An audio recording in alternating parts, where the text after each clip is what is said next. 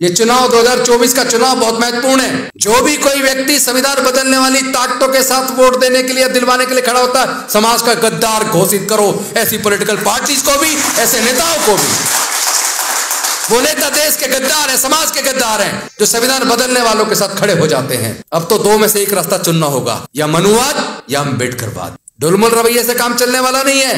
एक इस नाव पे पैर, एक इस नाव पे पैर, डूबना तय है। जिंदा रहना है तो जिंदे होने का सबूत पेश करो, लड़ाई लड़ो। तय करना पड़ेगा, या तो अम्बेडकरवाद, या तो आप संविधान के साथ हैं, इंसानियत के साथ हैं, न्याय के साथ हैं, या फिर आप मनुवाद के साथ हैं। आप संविधान बदलकर मनुस्मृति लाने वाले लोगों के साथ हैं। फिर समाज तय कर लेगा किसको जिताना है। अभी तो उन्हें इस बात की चिंता शुरू हो जानी चाहिए, 88% अपना हक लेने आ गया है। तुम्हारी ताकत है तो रोक लेना, रोक नहीं पाओगे। और जो भी राजनीतिक पार्टी सामाजिक न्याय के रास्ते में बाधा बने, उसे उखाड़ के फेंको। वोट हमारा, राज तुम्हारा कब तक चलेगा? जिसकी जितनी संख्या भारी उसकी उतनी हिस्सेदारी। ये केवल कहने से नहीं, इसको आंदोलन में परिवर्तित कर दो और इसी चुनाव में कर दो। इनके कैरेक्टर में भ्रष्टता है, न्याय नहीं है। आपको न्याय नहीं देना चाहते और आप न्याय मांगते रहना, कभी भी नहीं मिलेगा। न्याय लेना तो लड़ना सीखो, और जीतना है तो मरना सीखो। अगर मरने को तैयार नहीं है तो जीतने की कल्पना करना छोड़ दो। वैसे भी गुलाम तो वैसे भी मरे के बराबर होता है। लंबा जीवन जी के करना क्या है? जिंदगी 4 दिन की हो, स्वाभिमान की होनी चाहिए। अगर आपका इज्जत नहीं है, आपका स्वाभिमान नहीं है,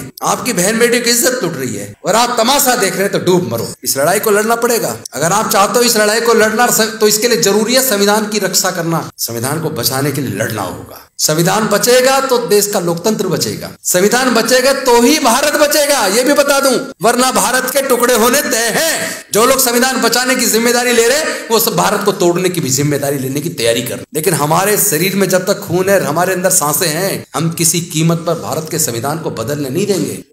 इस सपने को छोड़ दें, वो देखना ये सपना उनका सपना रह जाएगा। वो कह रहे हैं कि हिंदू खतरे में है, धर्म खतरे में, तुम्हारी सबकी जिम्मेदारी SC ST OBC की है धर्म की रक्षा करने की। तुम तो करो धर्म की रक्षा, हम देश की सत्ता, संसाधन, सारा व्यापार, इसको हम देख लेंगे। तो भैया तुम अपना धर्म की रक्षा करो और देश का शासन, सत्ता, सुप्रीम कोर्ट, हाई कोर्ट, तमाम संवैधानिक संस्थाएं, सारा देश का व्यापार, सारे नेचुरल रिसोर्सेज, वो देख लेंगे। वो देख रहे हैं, उस सब पे उनका कब्जा है। आपको अकल कब आएगी भाई? जितने आज तक देश में दंगे में, उसका सर्वे कर लीजिए, RTI लगाकर उसकी सूचना ले लीजिए। दंगों में जो मारे गए वो किस जाति और किस धर्म के थे। उसके बाद दंगों में जो पकड़े गए दंगा करने के लिए, वो किस जाति और किस वर्ग के थे, और जिनको सजा हुई वो किस जाति और किस धर्म के थे।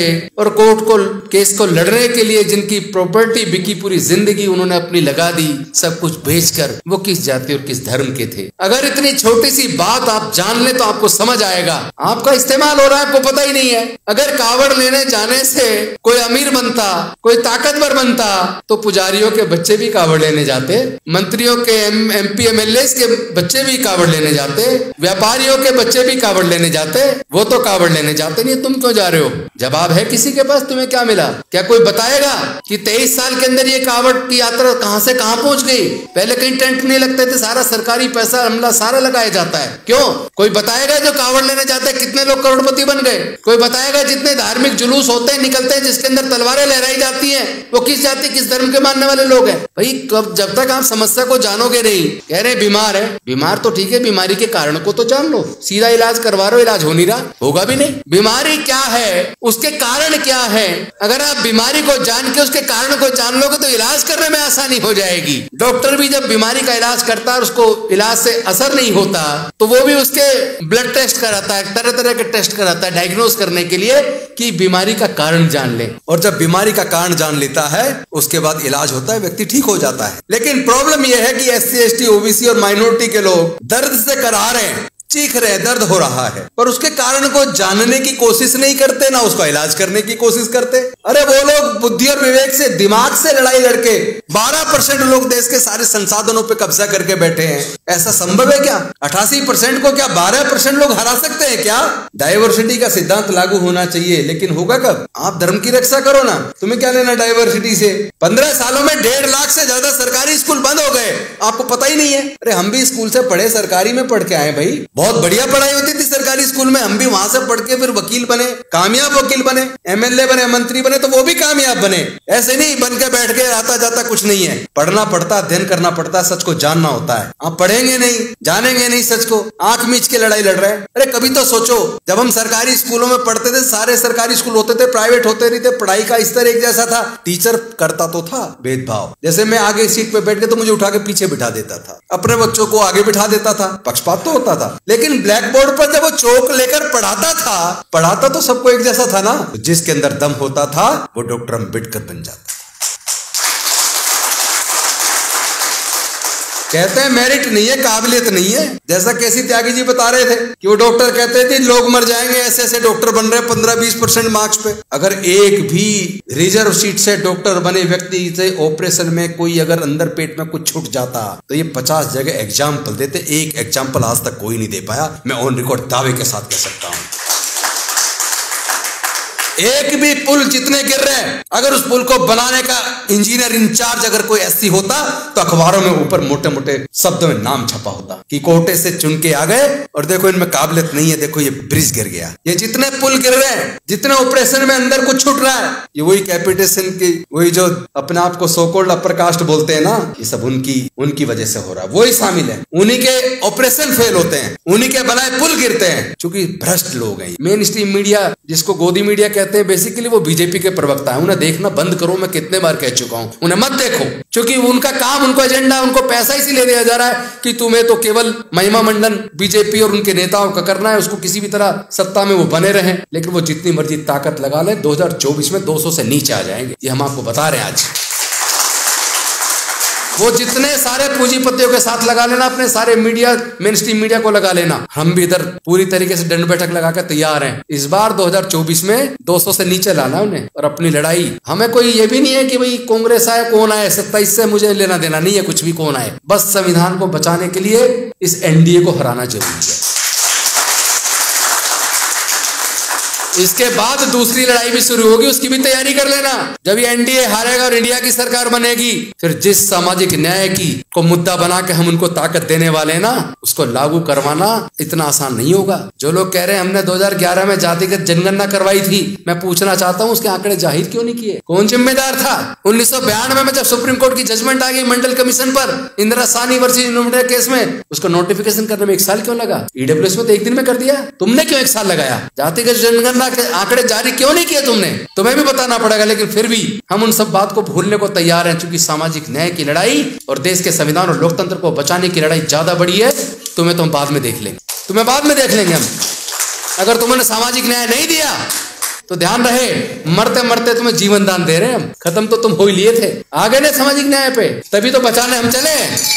तो हम तुम्हें बचाने का वादा कर रहे हैं, तुम्हें सत्ता देने का भी वादा कर रहे हैं, लेकिन तुम अपना वादा सामाजिक न्याय देने का भूल मत जाना। मैं एक बात पूछना चाहता हूँ, 1951 में काका कालेलकर आयोग बना, पिछड़े वर्गों को रिजर्वेशन देने के लिए उसकी रिपोर्ट आई, खत्ते में चली गई। फिर लगभग 1978 में बना, मंडल जी के नेतृत्व में, उसकी भी रिपोर्ट आई और खत्ते में चली गई। 7 अगस्त 1990 को घोषणा तो हुई, बीपी सिंह जी ने घोषणा की लागू करने की, लेकिन घोषणा करने से पहले 10-20 दिन प्रचार ये भी करवा देते किसको दिया जा रहा है, किसके लिए, क्यों है। पूरे देश में जो आगजनी हुई, जो सार्वजनिक संपत्ति फूंकी गई, इतना विरोध झेलना पड़ा, सारा का सारा विरोध SC/ST लोगों ने झेला, और विरोध करने वाले OBC, जिनके लिए मंडल कमीशन की सिफारिशें लागू हुई, वही लोग आगजनी में और पूरे देश को बंद करने में शामिल। अगर वो सरकार उस वक्त ये बता देती कि ये SC/ST का नहीं बढ़ाया जा रहा, ये पिछड़े वर्गों को भी न्याय मिले, उसमें कौन कौन सी जातियां, अगर इसको भी ढंग से वो थोड़ा प्रचार कर देते, तो किसी की ताकत नहीं थी बीपी सिंह जी की सरकार को गिराने। लेकिन इसके बाद देखो खेल क्या हुआ। 7 अगस्त 1990 को मंडल कमीशन की सिफारिशें लागू करने की घोषणा हुई, लोग कोर्ट चले गए और कोर्ट ने उसको स्टे कर दिया। 1992 में जजमेंट आया, लेकिन नोटिफिकेशन करके उसको लागू करने में भी 1 साल लग गई। 1993 में लागू हुआ। जिन पिछड़े वर्गों को न्याय दिलाने के लिए 43 साल आंदोलन करना पड़ा, आज मैं उनको भी एक बात बता देना चाहता हूँ, उनको 43 साल क्यों लगे। आपने कभी सुना कि अभी EWS की रिजर्वेशन की कहीं मांग सुनी है आपने? कहीं आपने सुनी हो गरीब ब्राह्मणों ने, गरीब बनियों ने, गरीब ठाकुरों ने, गरीब कायस्थ ने ये डिमांड की हो कि EWS लागू करो, हमें रिजर्वेशन दो? उनकी ताकत देखिए कि उन्हें बिना मांगे 4 दिन के अंदर रिजर्वेशन मिल गया 10%। और वो सुप्रीम कोर्ट जो कहती है कि पहले सर्वे करवाओ, डाटा होना चाहिए, कितनी इनकी पॉपुलेशन है वो बताओ, कितने इनका रिप्रेजेंटेशन है वो बताओ, और इसी आधार पे सुप्रीम कोर्ट में उनके खिलाफ ऑर्डर हो जाते हैं। लेकिन जब बात ईडब्ल्यूएस की आई, मैं पूछना चाहता हूं ये 10% क्यों? जिनकी सारी जनसंख्या मिला के 12% है, उनको 10% ईडब्ल्यूएस बिना मांगे 4 दिन में दे दिया, और बिना किसी डिमांड के, बिना किसी आंदोलन के, बिना किसी सर्वे के, बिना किसी कमीशन अपॉइंट किए, एक दिन में कैबिनेट में पास, अगले दिन लोकसभा में पास, राज्यसभा का उस दिन सत्र खत्म हो गया, एक दिन बढ़ा दिया, अगले दिन राज्यसभा में पास, और चौथे दिन राष्ट्रपति के सिग्नेचर होकर रात को ही नोटिफिकेशन होकर लागू हो गया। 4 दिन लगे, और आपको कितना लगा? 43 साल। आपको फर्क समझ में नहीं आ रहा क्या? ऐसा क्यों हो रहा है भाई? उसका कारण है तो साथ जी, इस आंदोलन को देश के कोने कोने में लेकर हम लोग जा रहे हैं, और हमें बिल्कुल भी इस बात की इच्छा नहीं है, ना इस बात का डर है कि हम भविष्य में कभी एमपी एमएलए मंत्री कुछ बनेंगे या नहीं बनेंगे, क्योंकि ये एमपी एमएलए मंत्री दूर से देखने में लगता है। मेरा तो बस एक ही समझ में आ रहा है, हम अच्छे इंसान बने, लोगों के मददगार बने, और अपने लोगों की हक की लड़ाई को लड़ने के लिए अपने आप को कुर्बान करने के लिए तैयार हो जाएं। एक सच्चा अम्बेडकरवादी कई एमएलए एमपी मंत्रियों से भारी होता है, तो हमारी तो कोशिश ये चलेगी हम सच्चे अम्बेडकरवादी बन जाएं, बस सब कुछ पा लिया और कुछ नहीं चाहिए। जीना जलील होकर दोजख से कम नहीं, और इज्जत से अगर जान जाए तो वो भी गम नहीं। बस इन शब्दों के साथ कि आप इसको एक भाषण के तौर पर ना लें, ये मेरे दिल की भावना है। मैं मर सकता हूँ, ना कभी बिकूंगा, ना कभी झुकूंगा, ना कभी डरूंगा। जिसने मुकदमा बना के जेल में डाल ले, जेल में जाके भी बहुत लोगों ने आंदोलन लड़ा, जेल में रह के भी आंदोलन करेंगे, और रोड पे भी आंदोलन करेंगे, और अगर संसद में गए वहां भी आंदोलन करेंगे। जाए या ना जाए, आंदोलन नहीं रुकेगा। इन्हीं शब्दों के साथ बहुत बहुत धन्यवाद। नमो बुद्धाय, जय भीम, जय भारत।